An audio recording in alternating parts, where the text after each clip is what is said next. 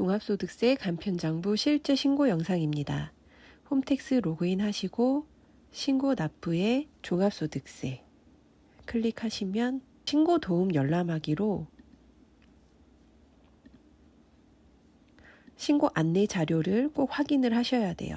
수익금액 확인하시고 타소득과 합산할 부분이 있는지 확인하시고 신고 시 공제 참고 자료를 꼭 확인을 하셔야 돼요. 중간 예납은 내가 얼마를 했는지, 사업소득이 있으셨으면 원천징수 세액은 얼마가 있는지 각 항목을 다 확인을 하시고 소득 공제 부분에서 직접 입력해서 공제를 해 주어야 하는 부분이고요. 가산세 부분도 확인을 하셔야 됩니다. 저는 간편장부 대상자인데 추계 신고 시에는 무신고 또는 무기장 가산세가 해당이 되는 유형이에요. 이런 부분 확인을 하시고 내가 현금 영수증에 미가맹되어 있는지 사업용 계좌 미신고가 되어 있다면 가산세 대상인지 확인하시고 이 부분을 종합소득세 신고 시 가산세를 반영을 해줘야 되는 부분입니다. 이 업종 코드도 간편장부 작성하실 때 꼭 필요한 부분이니 출력을 해 놓으시거나 사진으로 찍어 놓으시고 신고서 작성 시 꼭 참고하셔야 되는 부분입니다.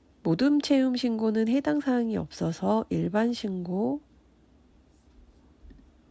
클릭하시고 정기 신고 클릭하시면 기본 인적사항 확인하시고요. 나의 소득 종류 찾기에서 현재가 신고해야 되는 소득을 선택을 해줍니다. 만약에 근로소득이 있다면 근로소득에 해당되는 소득에 클릭해서 같이 함께 합산해서 신고해 주시면 돼요. 확인하시고 적용하기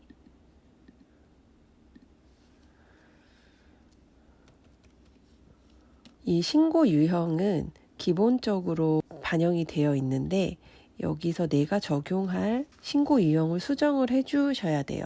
만약에 세무서에서 안내된 내용대로 신고를 하실 거면 수정사항이 필요가 없지만 간편장부 대상자인데 기준경비율이나 자기조정이나 이런 부분으로 신고를 하실 거면 여기서 신고 유형을 변경하실 수 있어요. 간편장부 대상자이면 기준경비율이나 단순경비율 신고는 해당이 안 되고 기준경비율이나 단순경비율로 신고하는 것을 추계신고라고 하는데 추계신고로 신고하실 때에는 무기장 또는 무신고 가산세를 적용을 해주셔야 하는 부분입니다. 저희 사업소득은 간편장부로 신고를 할 거고요. 업종코드 940909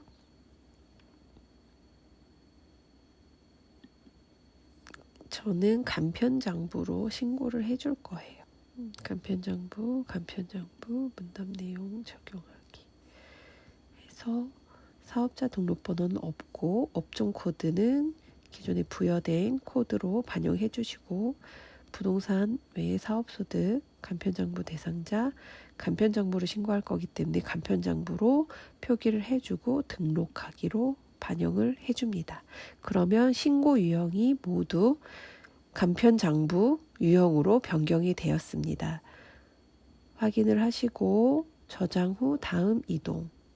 여기서 직접 사업장별로 수익 금액과 필요 경비를 입력을 해 주셔야 해요. 신고 안내 자료 출력분이나 사진 찍어 놓으신 걸로 반영을 해 주시면 됩니다.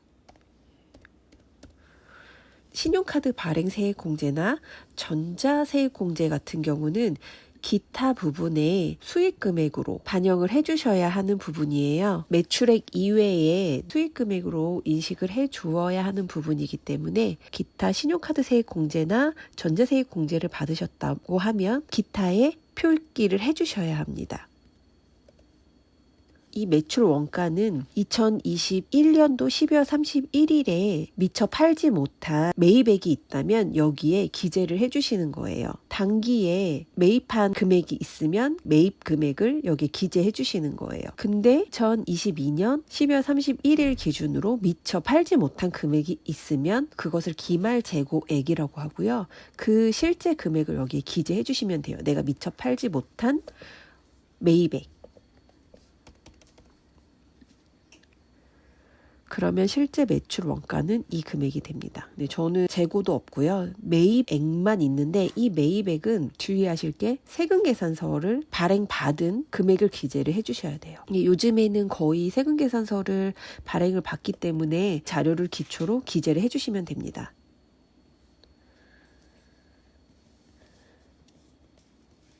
매입액부터 일반 관리비 등 필요 경비를 쉽게 정리할 수 있는 방법은 이전 영상에서 확인하실 수 있습니다. 제조 비용은 거의 해당하지 않으실 것 같아요. 제조업체는 그리고 거의 복식부기나 세무사 사무실에 기장을 맡기실 거예요. 해당이 된다고 하시면은 매출 원가 기재했던 거와 동일하게 기재해 주시면 됩니다. 대신에 이 제조 비용은 제조에 관련된 경비만 입력을 해주시는 거예요. 화장품을 만들기 위해서 원료를 구입을 했다 하면 그 원료 구입 금액을 기재해 주시고, 그 원료가 어느 정도 남았다 하면 남은 재료를 금액으로 산정을 해서 기재해 주시고, 그럼 단기 재료비가 나오죠. 내가 화장품을 만들기 위해서 직원을 고용했다 하면 직원에게 나간 급료는 노무비로 반영을 해 주시고, 그 외에 제조를 하기 위해 들어간 비용은 이 경비에다가 총괄해서 기재해 주시면 돼요. 직원을 고용하였을 경우에 들어간 인건비, 전기료 등 공과금, 임차료 다 기재해 주시면 됩니다. 복리후생비는 인적 물적 설비가 없는 1인 사업자에게는 해당 사항이 안 되는 부분이니 이 부분 참고해 주시고요. 기타 비용이 있으면 기타 비용 기재해 주시면 됩니다. 필요 경비 합계 등록하기 넘어가고, 자, 선택 내용 수정 사업소득 간편장부 작성해 보겠습니다. 사업소득은 인적 용역이기 때문에 매출 원가나 제조 비용은 해당 사항이 없겠죠. 간편장부 입력이 모두 끝났습니다. 자, 그래서 저장 후 다음 이동. 여기서 소득 금액을 확인을 하시면 돼요. 소득 금액 등록하기, 여기 선택 내역 입력 수정 누르시고 등록하기, 저장 후 다음 이동. 사업소득 원천징수세액 불러오기. 사업소득에 기납부된 세액을 불러오게 해주고, 저장 후 다음 이동, 저장 후 다음 이동. 자, 결손금 소득공제액 환급 신청서가 해당 사항이 없지요. 저장 후 다음 이동. 전년도에 공제받았던 사항을 바로 불러오게 하실 수 있습니다.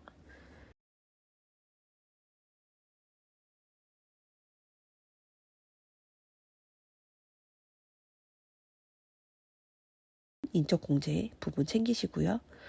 국민연금 보험료는 그러니까 신고도움 서비스에서 다 확인할 수 있는 부분이에요. 국민연금 보험료 납부하신 내역이 있다면 기재해 주시고, 기타 연금 보험료, 공무원 연금 보험료라던가 국민연금 이외에 연금 납부하신 부분이 있으시면 기재해 주시면 되고, 특별공제 보험료나 주택자금은 근로소득이 있을 경우에 가능해요. 그리고 개인연금저축 가입하신 부분이 있다면 이 부분 확인하셔서 입력해 주시고, 이 소기업 소상공인 공제부금, 이거는 노란우산 공제를 이야기하는데요.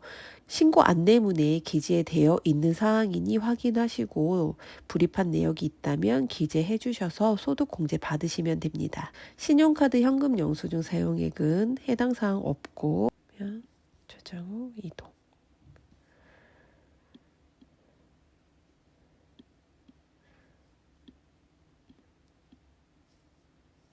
기부금이 없어서 그냥 바로 넘어갔고요. 세액 공제 명세서인데요.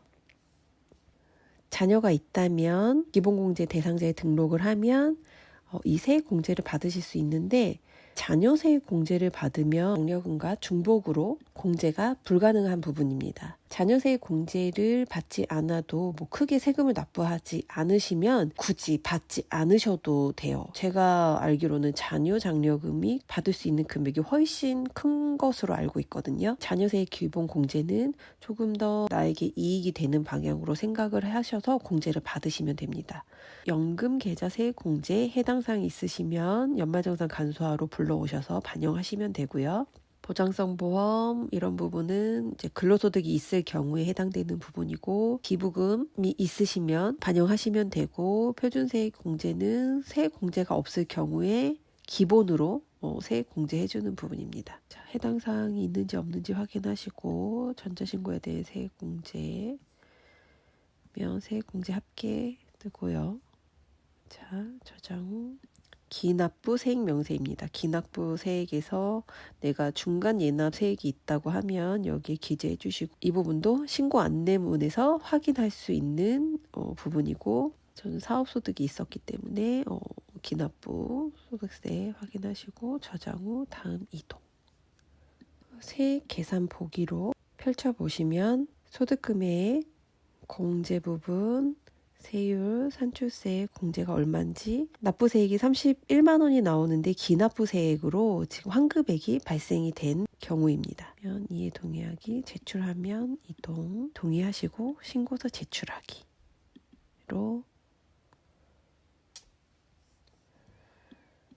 확인하시고 접수 내용 확인하기,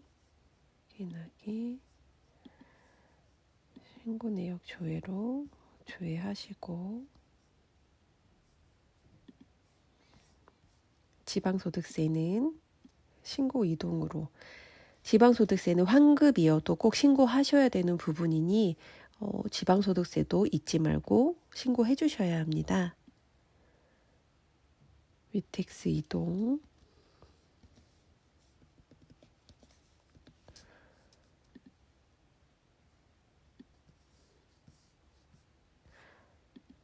신고하기로 신고를 마무리하시면 됩니다. 여기까지 실제 신고 영상이었습니다. 시청해 주셔서 감사합니다.